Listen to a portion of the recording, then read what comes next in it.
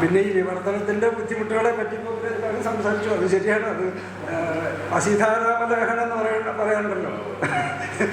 വാളിൻ്റെ വായത്തല നക്കാൻ പറ്റില്ല എന്നുള്ളതൊന്നുമില്ല. അത്രത്തോളം ആവശ്യം വന്നാൽ അത് വേണ്ടി വന്നാൽ ചെയ്യാം. പക്ഷെ അതീവ ജാഗ്രത, സാധാരണമായ അവധാനം വേണ്ട ഒരു കാര്യമാണ്. അത്രയേ ഉള്ളൂ. അതില്ലെങ്കിൽ എന്താ പറ്റുക, നാക്ക് മുറിയും. മറ്റേ വിവർത്തനത്തിൻ്റെ അതിന് വാക്ക് മുറിയും. അത്രയും വ്യത്യാസമുള്ളൂ. നാക്ക് മുറിഞ്ഞാൽ ചോര വരും, വാക്ക് മുറിഞ്ഞാൽ ഒരുപക്ഷെ ചേരാതെ വരും. അത്രയും വ്യത്യാസമുള്ളൂ. അതുപോലെ അപ്പോൾ അങ്ങനൊരു കാര്യം ചെയ്തു എന്ന് മാത്രമേ ഇപ്പോൾ ഉള്ളൂ. അതെനിക്ക് ചെയ്തു എന്നുള്ളതിൻ്റെ ആ ഒരു കേമത്വം അതൊന്നും എനിക്ക് ഒട്ടുമില്ല. നാരായണി ഞാൻ ചെയ്തു എന്നുള്ള ആ കീർത്തിയും അതൊന്നും ഞാൻ ഉദ്ദേശിച്ചില്ല. ഇതൊരു എന്തോ ഒരു ചെയ്തു, അവർ പ്രേരണ കൊണ്ട് ചെയ്തെന്ന് മാത്രമേ ഉള്ളൂ.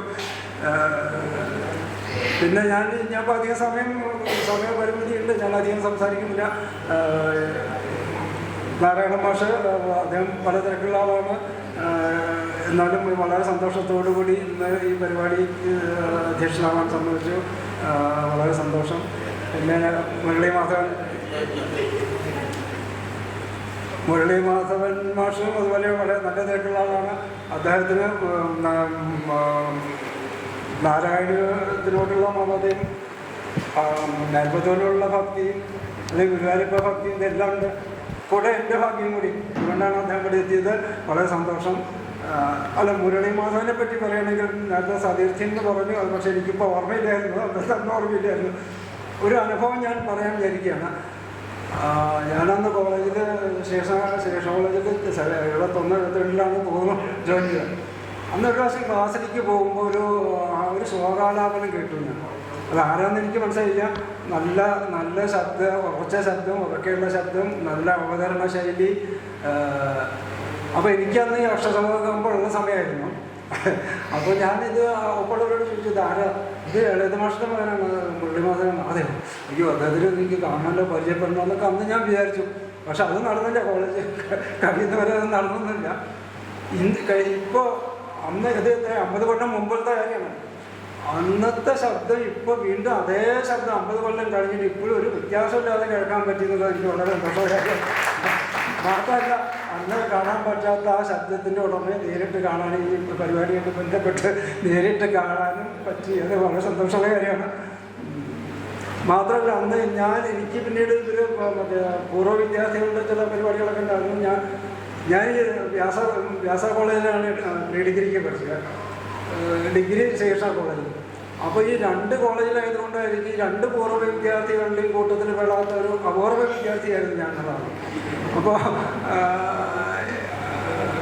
അപ്പോൾ ഈ അപൂർവ വിദ്യാർത്ഥികളുടെ ഒരു സംഘടന ഉണ്ടാക്കിയാലൊന്നും ഞാൻ വിചാരിക്കുകയൊന്നുമില്ല. പക്ഷെ അപ്പോൾ നോക്കിയപ്പോൾ സെക്രട്ടറി, പ്രസിഡന്റും, ഖജാൻജിയും, ഓർഡിനറി മെമ്പർ ഞാൻ തന്നെ വേണ്ടിയിരുന്നു. അതുണ്ടായിട്ട് പിന്നെ മറ്റേ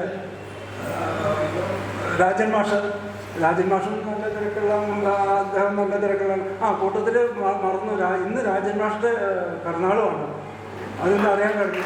അദ്ദേഹത്തിന് എൻ്റെ ഭാഗ്യം, സദസ്സിൻ്റെ ഭാഗ്യം, എല്ലാവിധ ആശംസകളും ആയുരാരോഗ്യ സൗഖ്യവും നേരിട്ടു.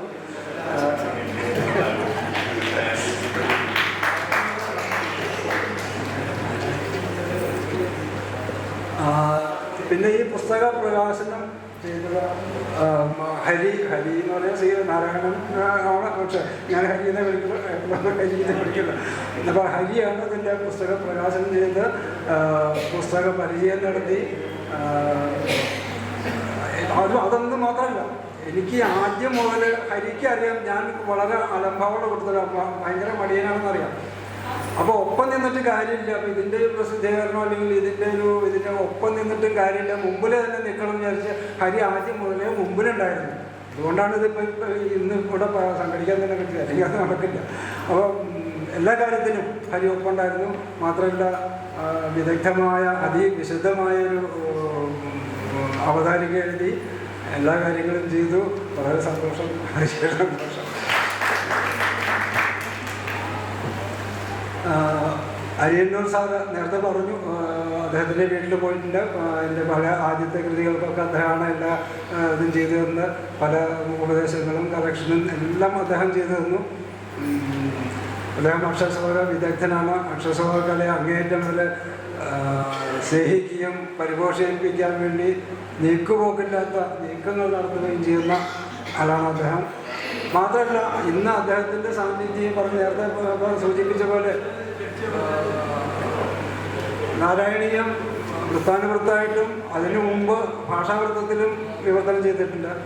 മാത്രമല്ല, ഭാഷാവൃത്തം ഒന്നും അറിയില്ല എന്നൊക്കെ അദ്ദേഹം നേരത്തെ പറഞ്ഞു. അതൊന്നുമല്ല, സംസ്കൃതത്തെ അതുപോലെ ഒരു കൈയുണ്ട് ഭാഷാവൃത്തം, ഒരു കൈയുണ്ട് സംസ്കൃതവൃത്തത്തിലും എഴുതാൻ പറ്റുന്ന കവിയാണ്. സവ്യസാചീനിയാണ്.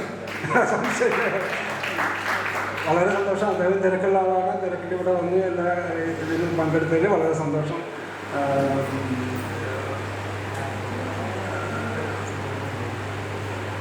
പിന്നെ ഇപ്പോൾ പ്രത്യേകിച്ച് നമ്മുടെ ഈ പരിപാടിയുടെ എല്ലാ വിജയങ്ങൾക്കും ഏത് തരത്തിലും സഹായം ചെയ്തവർക്കൊക്കെ ഞാൻ പ്രത്യേകം നന്ദി പറയാണ്. ഒരു ചെറിയ വിഷമമുള്ള കാര്യം കൂടി ഉണ്ട്, ഞാൻ സൂചിപ്പിക്കാൻ വിചാരിക്കുകയാണ്. ഒരുപക്ഷെ ഈ പുസ്തക പ്രകാശനത്തിൻ്റെ എന്നേക്കാൾ അല്ലെങ്കിൽ ആരേക്കാൾ കൂടുതൽ സന്തോഷം ഉണ്ടാകുമായിരുന്ന ഒരാൾ ഇന്ന് നിർഭാഗ്യവശാൽ നമ്മളുടെ കൂട്ടത്തിലില്ല. ഈ ലോകത്തോട് വിട പറഞ്ഞു. മാത്രമല്ല, അതെൻ്റെ അനുജൻ പരമേശ്വരൻ തന്നെയാണ്. ഈ നാരായണീയം ചെയ്യാൻ തുടങ്ങിയപ്പോൾ ഒരു 10-15 ശ്ലോകങ്ങൾ ഞാൻ ചെയ്തിട്ടുണ്ടാവും. അപ്പോൾ അന്ന് തന്നെ പരമേശ്വരൻ രോഗശയ്യയിലായിരുന്നു. അപ്പം ഞാൻ അങ്ങനെ ഇത് ചെയ്യാൻ തുടങ്ങിയിട്ടെന്ന് ആളെ പറഞ്ഞു. പരമേശ്വരൻ പറഞ്ഞപ്പോൾ എനിക്ക് ആദ്യം തന്ന ഉപദേശം ഓർഡറിൽ ചെയ്യരുത്, ആദ്യം മുതൽക്ക് ദശകം 1 ശ്ലോകം 1 അങ്ങനെ ഒരു ഓർഡറിൽ ചെയ്യരുത് എന്നാണ് ഈ പറയുന്നത്. ഞാനതല്ല, അങ്ങനെയല്ല, ഞാൻ തുടങ്ങിക്കഴിഞ്ഞാൽ അങ്ങനെയല്ല ചെയ്താൽ എനിക്ക് എവിടെ നിന്ന് തോന്നുന്നത് എവിടെ നിന്നാണ് ചെയ്യണമല്ലോ. കാരണം ഓർഡറിൽ തുടങ്ങിക്കഴിഞ്ഞാൽ എവിടെയെങ്കിലും സ്റ്റക്കാവും. അത് നോക്കണ്ട. എവിടുന്ന് ചിലപ്പോൾ അവസാനത്തെ ശ്ലോകം ഇഷ്ടപ്പെട്ടു അതാണ് ചെയ്യാൻ പറ്റില്ല, അത് ചെയ്യാം. പിന്നെ അങ്ങനെ ഇതായി കഴിഞ്ഞാൽ പിന്നെ ഒരു ഫ്ലോ കിട്ടും, പിന്നെ കംപ്ലീറ്റ് ചെയ്യാൻ പറ്റും. ഇത് ഒരു പരിചയമില്ലാത്ത വിവർത്തനത്തിലൊന്നും ഒരു പരിചയമില്ലാത്ത ആളാണ്. പക്ഷെ വളരെ ആപ്റ്റായിട്ടുള്ളൊരു ഉപദേശമാണ് കണ്ടത്. ഞാൻ ആ ഉപദേശം അതിന് മുമ്പ് തന്നെ ചെയ്തിരുന്നില്ല എന്നുള്ളതല്ല, പക്ഷെ ആ ഉപദേശം അത് വളരെ ഇതാണ്. ഇന്നിപ്പോൾ ഏറ്റവും കൂടുതൽ സന്തോഷിക്കുന്നത് ഒരു പക്ഷേ അതിപ്പോൾ എനിക്ക് വിഷമത്തോടുകൂടി പറയേണ്ടി വരികയാണ്. ഈ ഇത്രയും മുരളിമാഷയ്ക്ക് അറിയാം, അറിയില്ല. ഇനി എനിക്ക് പ്രത്യേകിച്ച് ശ്രീദേവി വളരെ ഭംഗിയായിട്ട് ഇത് ചെയ്തു, അവതാരകർമ്മം ചെയ്തു. പിന്നെ സിന്ധു വളരെ നന്നായിട്ട് എൻ്റെ ശ്ലോകങ്ങൾ ആലപിച്ചു. വളരെ സന്തോഷം. നന്ദകുട്ടി പോയതുകൊണ്ട് നന്ദകുട്ടി ആ പ്രാർത്ഥന ശ്ലോകം എൻ്റെ ശ്ലോകം വളരെ നന്നായിട്ട് ആലപിച്ചു. പിന്നെ എനിക്ക് പറയാനുള്ള ഇവരൊക്കെ ആശംസകളൊക്കെ വെച്ച് കവിതാകാരുടെ എല്ലാവരും വളരെ നന്ദി, സന്തോഷം. എല്ലാവരും വന്നു, അതാണ് ഏറ്റവും കൂടുതൽ സന്തോഷം. ഇപ്പം ഞാൻ എഴുതിയ എൻ്റെ ഒരു 4 സമർപ്പണ ശ്ലോകങ്ങൾ അത് ഇതിൽ കൊടുത്തിട്ടുണ്ട്, പുസ്തകത്തിൽ കൊടുത്തിട്ടുണ്ട്. പക്ഷെ അതുകൂടി ഞാൻ ചൊല്ലിയിട്ട് ഞാൻ നിർത്താൻ വിചാരിക്കുകയാണ്. ഞാനീ വിഡ്ഢി അണിഞ്ഞൊരുങ്ങി കനകം കൊണ്ടുള്ളതാമെൻ്റെ ഈ പേനത്തുമ്പുബലത്തിലായി തൊടുകയം നാരായണീയം ഭയാൽ ഞാനെങ്ങ ഗുരുവാജ്ഞയാൽ സരസമായി മീൻ തൊട്ടുകൂട്ടി സ്വദിക്കാനായി ഭക്തജനത്തിനേകിയ മഹാനെങ്ങ ആ മഹദ്ഗ്രന്ഥവും നൂനം തൂലികയെന്തുകില്ലിതിന് ഞാൻ ആശിച്ചതില്ല. എൻ പരിജ്ഞാനം പക്വവുമല്ല തീർത്തുമറിയാം. എന്നിട്ടും അത്യത്ഭുതം കാണാതുള്ളൊരു വശ്യതാവിവശനായി ഇസാഹസം ചെയ്തു പോയി. ഞാനോ പൊട്ടിയ ചട്ടുകം രുചിയെനിക്കാവില്ല ഭാവിക്കുവാൻ. കൊതിയായി തവ കഥ എന്നകമതിനായി ഹരിയനിശം പതിയാൻ പരിമതിതൻ മൃദുകരമായതിലുതിരാൻ മതിവിഭ്രമമിതു ഭക്തിയിൽ മുതമാടിടുവതിന് കൃതിയേ മതി മതലേശവും ഇതിനില്ലതു നിജയം.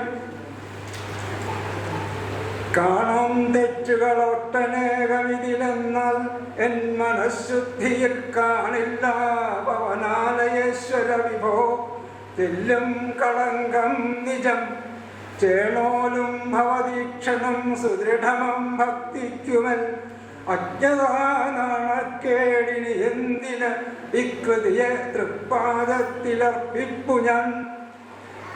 എല്ലാവർക്കും ഒരിക്കൽ കൂടി നന്ദി, നമസ്കാരം.